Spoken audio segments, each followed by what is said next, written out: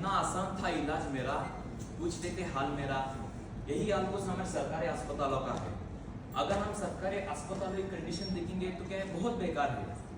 तो मैं आपके सामने, सरकार के सामने डाटा रखना चाहता हूँ कि central bureau of health intelligence 2019 के मुताबिक हमारे हिंदुस्तान के अंदर तो टोटल अस्पताल 23,581 है। अगर हम इस देश की जनसंख्या की बात करेंगे तो लगभग 140 करोड़ तक पहुंच चुकी है। मेरा सरकार से सवाल है, अगर हमारी देश की जनसंख्या इतनी बढ़ रही है तो फिर हमारे अस्पतालों की संख्या क्यों नहीं बढ़ रही है?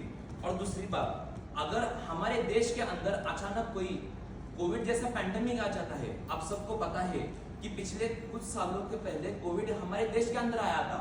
लोगों को बेड नहीं मिल रहे थे, अस्पताल नहीं मिल रहे थे, लेकिन अब वही कंडीशन वापस से हमारे देश में आ गई तो हमारे अंदर आईसीयू की बेड की संख्या क्यों नहीं बढ़ाई गई?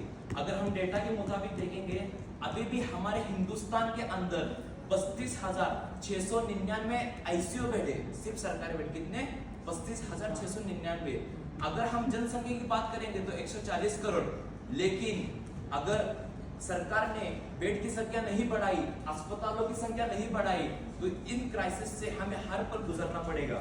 दूसरी बात, WHO के मुताबिक हर हजार व्यक्तियों पर एक डॉक्टर होना चाहिए, लेकिन हमारे हिंदुस्तान की हालत तो ये है, हमारे टोटल रजिस्टर्ड डॉक्टर तो सिर्फ 11,57,771 है, लेकिन उसके अंदर एक्टिव डॉक्टर सिर्फ 9.5 लाख है। अगर हम डेटा के मुताबिक देखेंगे कि हमारे हिंदुस्तान के अंदर हर 13,000 में से एक डॉक्टर है।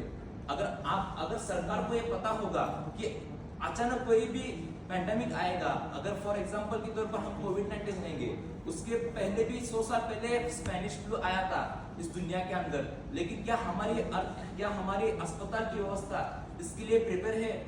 और तीसरा क्वेश्चन ये है कि सरकारी अस्पतालों के अंदर कई लोग इलाज कराने जाते हैं, लेकिन इलाज कराते समय सरकारी अस्पतालों के अंदर कहीं गोलियां अवेलेबल नहीं होती, कुछ डोसेस अवेलेबल नहीं होते। मेरा ही कुछ किस्सा कहना चाहता हूँ।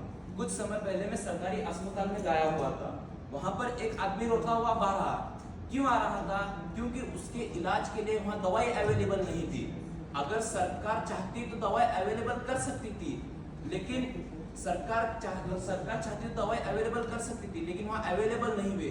दूसरी बात, अगर और एक क्वेश्चन मेरा सरकार से ये है कि हमारे सरकारी अस्पतालों के अंदर ना MRI मशीन की सोय है, ना और कुछ सीटी स्कैन की सोय है। कुछ मतलब कुछ 100 किलोमीटर पर एक सीटी स्कैन की मशीन, MRI की मशीन आपको मिलेगी।